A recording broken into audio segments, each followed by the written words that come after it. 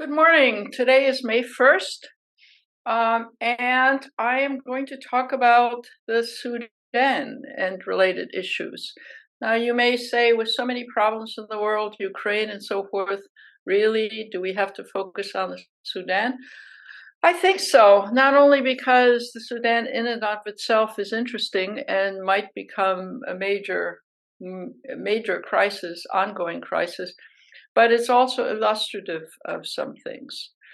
So, the Sudan, one of the three largest countries on the African continent. There will be maps on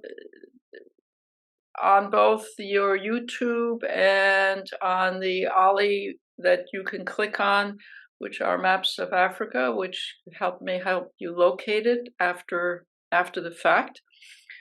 But on the one hand, it's this huge country, right? Egypt is above it. Chad is to the west of it. There is Ethiopia to the right of it. There is the Red Sea. So it's a huge country geographically, physically. And the population is not the biggest by all means in Africa. It's about 45, 46 million people. Probably a few million less as the crisis progresses, either because they get killed or because they're trying to leave. But anyway, so it's sort of a middle range country.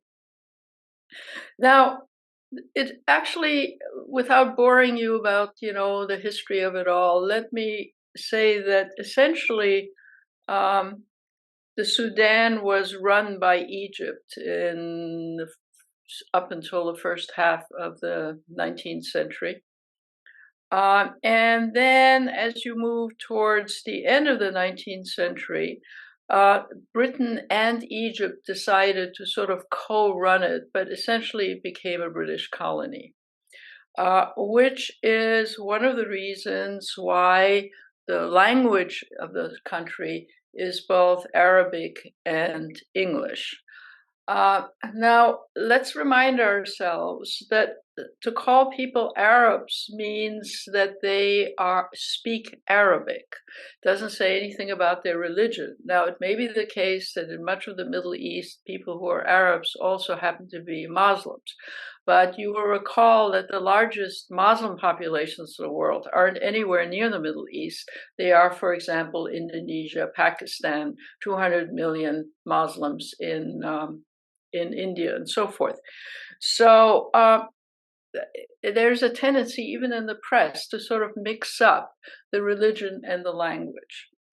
And in the case of the Sudan, this is particularly important because while the dominant population in the north of the Sudan is Muslim, the Darfur, which you have no doubt will be hearing and reading about again. Some years ago, we read a lot about it because there was genocide going on in Darfur.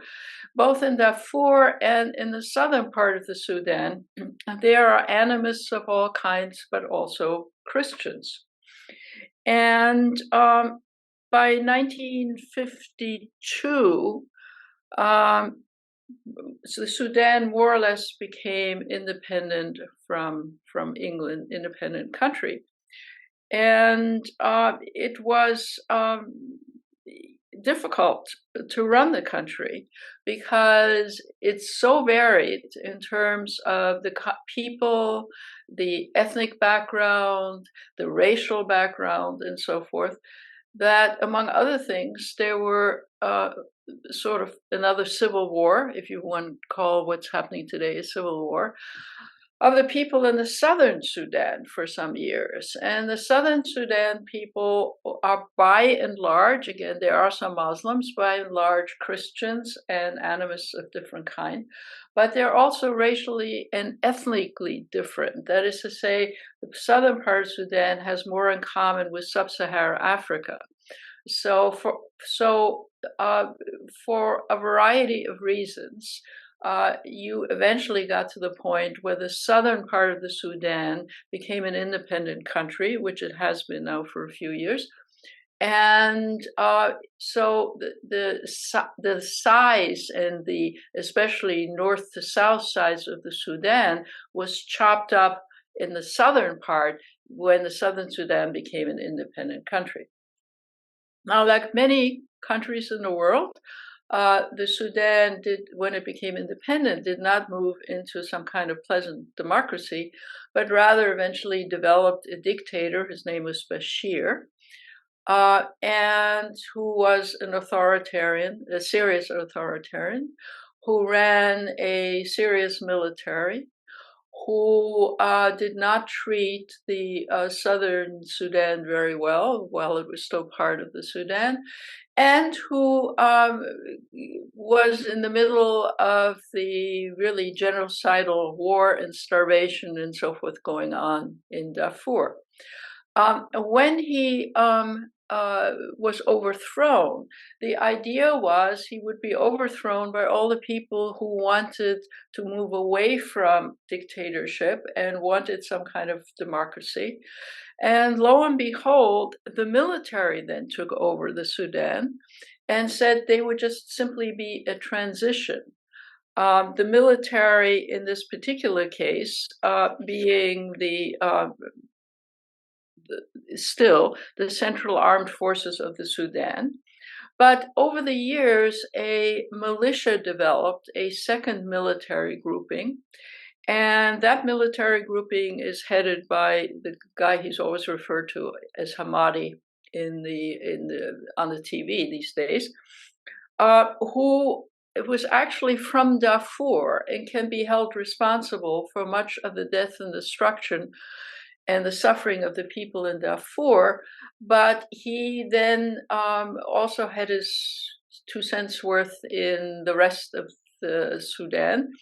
And so in due course, the two military leaders, that is to say the army from the Sudan and this militia group and its military and its head, combined to say that they would take over temporarily and then move, maybe in 2 years, maximum 3 years, would move the country to democracy. Well, none of this has happened. And so now you have a civil war in the Sudan, and the civil war is not between the people wishing to have civilian government, but rather between the two military. And you have probably seen on the news that what is happening in the Sudan right now is not some temporary blip, but looks like it's mushrooming into full civil conflict. Now, why should we care? Well, we should care for a number of reasons. One of them, of course, is that there are a lot of foreigners in the country, including, up until a few days ago, 16,000 Americans, and I'll talk about that in a minute. But there were also, English and whatnot, a lot of people working for NGOs, Doctors Without Borders, and all the rest. And when the destruction in Khartoum, which is the capital, became serious, a lot of people tried to leave. And the people who tried to leave were not just Westerners wanting to get out of the melee, but also Sudanese of various kinds who quickly went over the border to neighboring countries. For example, Chad, which is next door, which I'll talk about some other time, which is hardly very stable, but also has a big American military presence. So the Sudanese, in every imaginable way, are trying to escape the violence, as are the foreigners. So here I'm going to divert to something that in some senses should concern us all, because many of us like to travel. And that is, when countries go into civil conflict and Americans want to get out, other foreigners as well, French, English, and so forth, what typically happens is that the US clears its embassy staff out because it's no longer considered safe, but takes its time or does very little for Americans who are not part of the embassy, who are there with NGOs or on teacher corps or Peace Corps and so on. And this is what happened again this time. That is to say, the embassy was closed, the embassy staff left, and then, well, the rest of the Americans had to wait for days. They're now slowly being able to move out, but only overland under very unsafe conditions.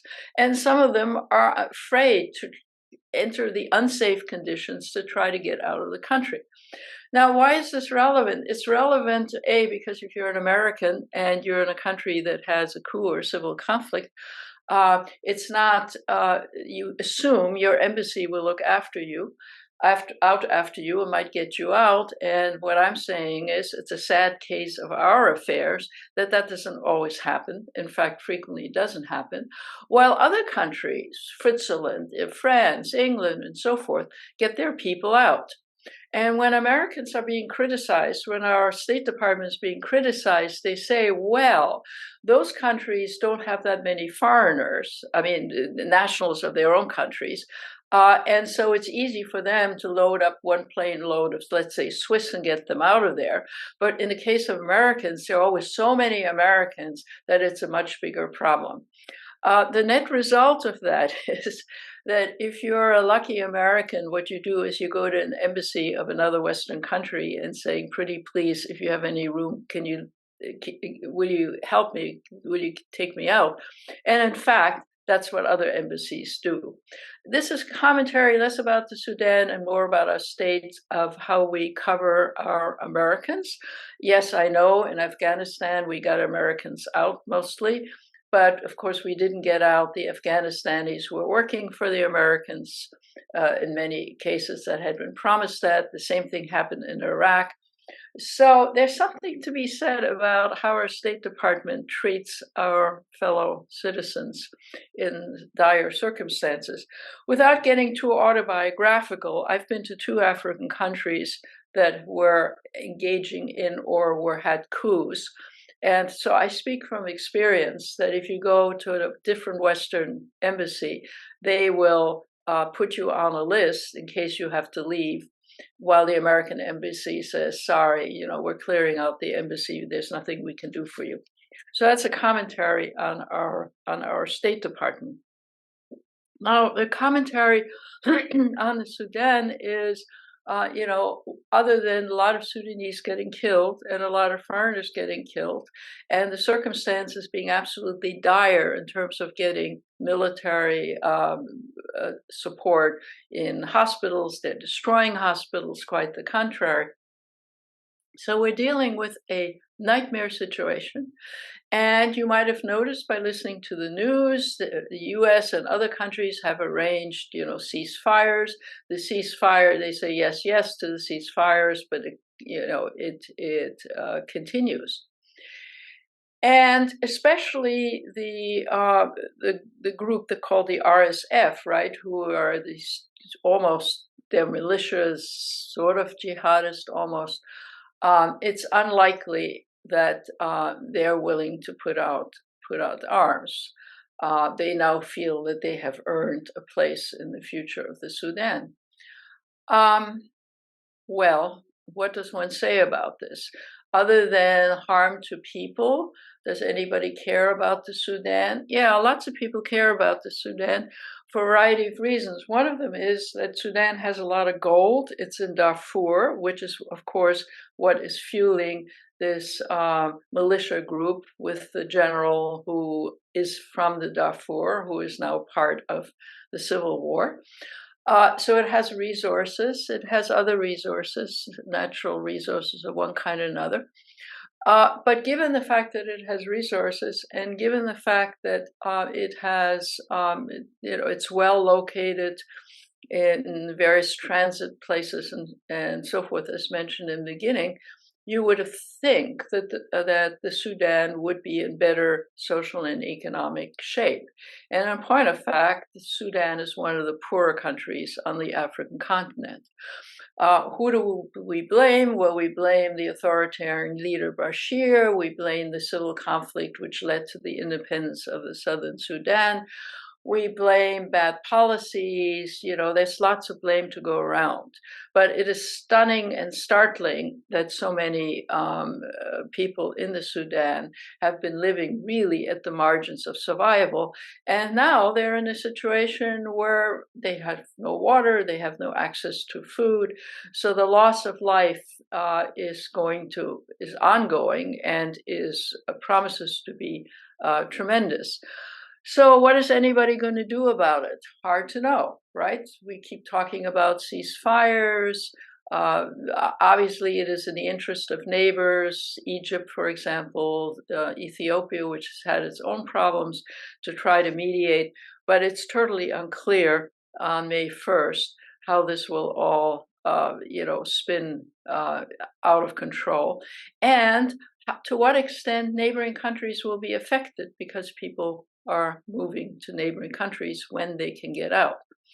Now, having sort of set the dire sort of economic situation of Sudan, one comment which is relevant to the crisis right now is that many Sudanese, especially Sudanese who were able to get educated, moved out of the Sudan and moved to the United States, moved to Great Britain in particular.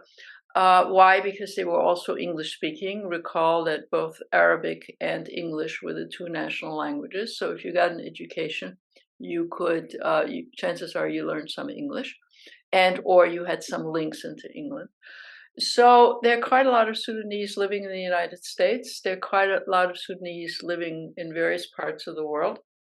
But what's noteworthy is that most of these people have become dual citizens, right? They're American citizens, but they're still Sudanese citizens.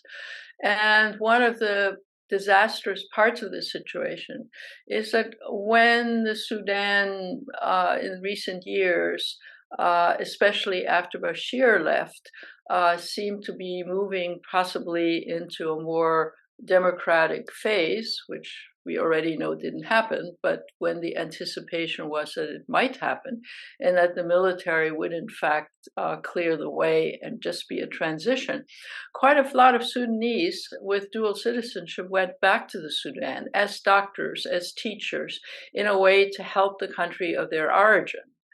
And many of these people, of course, are also stuck and are trying to escape, so that amongst the people trying to leave the Sudan, for example, on those buses and planes that are now slowly moving Americans out, they're American citizens, but they're also dual citizen. They're actually Sudanese.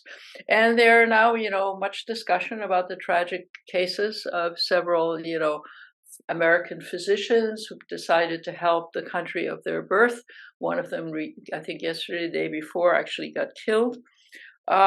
So they are Americans of all kinds, some of them of Sudanese origin, and that's also true in the case of England and some other country. So why am I focusing on that? To show the complexity of people who wish their country of origin well and were trying to help out. The complexity of the poverty of the Sudan, which led the World Food Program, Doctors Without Borders, the International Red Cross, and all of those people to move into the Sudan, to help the Sudan recover from its poverty, or to move in a more positive economic direction. And so you have hundreds of thousands of people in the Sudan right now in the middle of the civil conflict, which will really various kinds of NGOs, non-government organizations, as well as international institutions, UN institutions, and so forth, trying to foster development, and who are now stuck and trying to leave. What does this mean in terms of the future? Hard to know. If the civil war continues, many of these people will themselves suffer. Some will be able to leave. Others are stuck. Many, not many, but at least a considerable number of people from international aid agencies there have wives and children who are not from the Sudanese, that is, they married non-Sudanese person.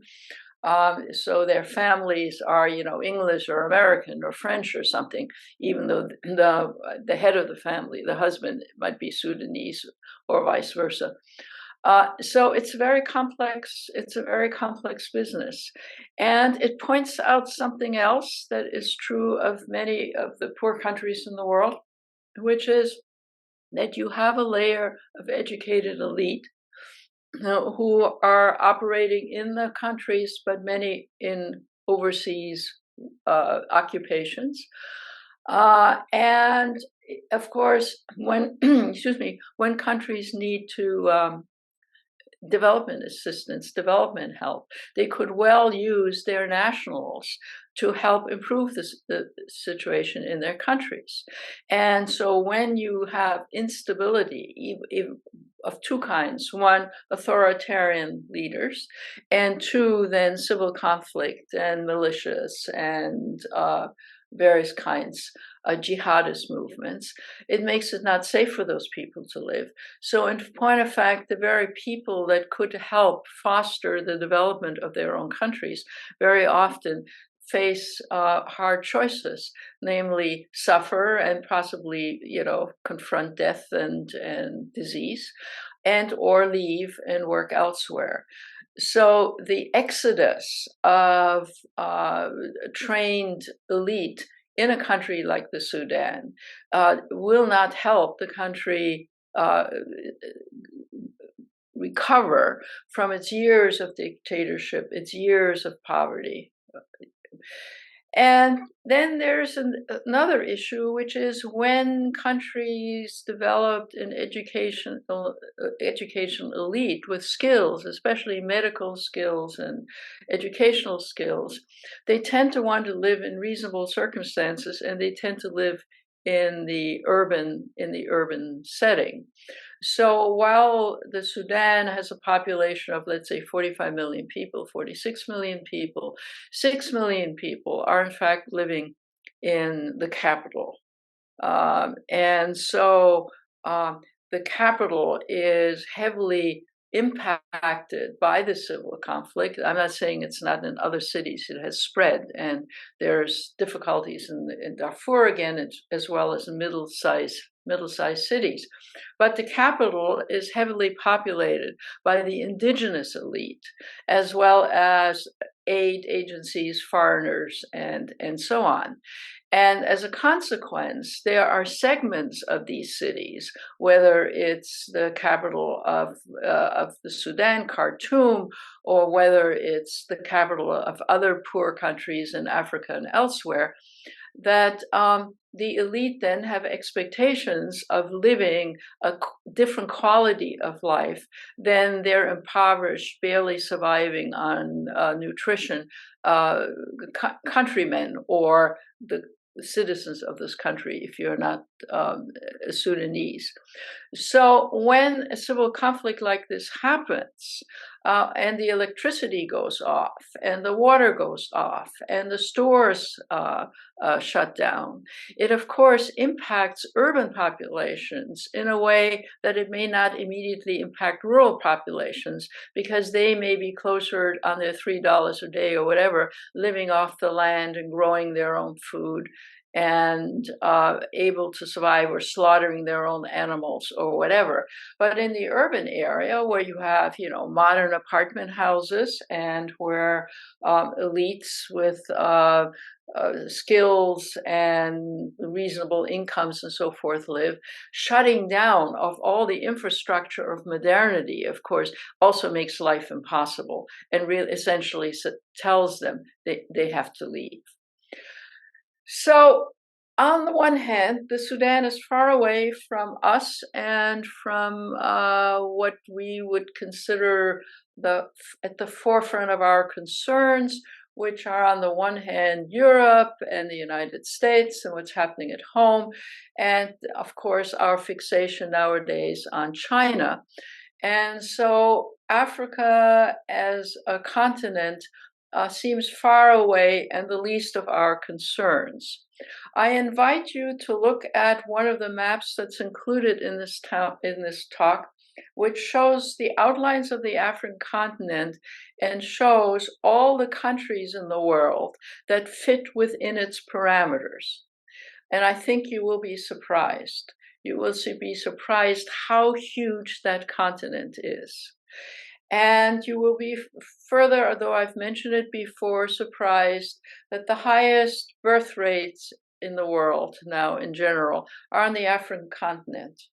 And that the anticipation is that by the end of the century, that's what demographers say, somewhere between 30 and 40% of the world's population will be African. So far, our children, grandchildren, and great-grandchildren, us paying some attention and being knowledgeable and looking at our own foreign policy and being critical of our own foreign policy, if criticism is deserved, is not just sort of something eccentric that, Ronnie Gruhn studied Africa and did research there, and okay, fine, but I'm not particularly interested in it. Nor does it help a lot for us to say, well, yes, before we die, we'd like to look at animals and we go on safaris. Safaris are fine, and they also bring economic well-being into the countries and into the individuals that run safaris. But there's a much more fundamental question, and that is, just as we have now become inured by the fact that we maybe should find out a little bit more about Ukraine, or to locate where Poland is in relationship to Ukraine. I think the time has come, and is, if anything, too late, that we need to look at the continent as being relevant and important to the future of the world, the future of the environment, for example, the future of natural resources. And on subsequent talk, we'll talk more about those. But considering I'm talking about one of the three largest countries in terms of landmass, and a country with considerable natural resources, and a country that's linked to the Middle East, and if you look at the map and see where the Sudan is and what the countries around it is, it behooves us not to turn the page in the New York Times or whatever and saying, oh God, that's a problem, I don't really want to think about it. It's too far away, it's not really relevant. So I hope I've convinced you to pay a little bit closer attention to the sad situation in the Sudan, which promises to continue, and the outcome of which is not clear. But what is clear is that lots of people, millions of people, are suffering, and the international tax dollars to support food assistance, NGOs, foreign policies, and so forth, has to flow into the Sudan. And the more of those places that are in dire distress and are disorienting the world or scrambling the world, the more costly it will be to deal with the crisis that develop, rather than dealing with the countries and the situations before the crisis become as dire as this particular one is. I will again acknowledge that our Secretary of State and other leaders, the Prime Minister of England and so forth, have tried to organize ceasefires, and we're now, involved in it all. But the neglect that this country has gotten, and that so many other countries are getting, means that when we get to crisis stages, it's often very difficult to put the genie back in the bottle. And there's been much neglect for lots of countries that we shouldn't have been neglecting. And please don't misunderstand what I'm saying. I'm not saying we should be interfering in every part of the world. But there is a difference between interfering in other countries in ways that are inappropriate, and at the same time seeing that those countries can get on their feet and stay on their feet. This is not charitable. This is in our self-interest. If nothing else, unless we make some attention to the fact that these countries are absolutely central. By that I mean the African continent, but also South Asia and other places, absolutely central, Latin America, absolutely central to the future of the planet, if for no other reason than climate.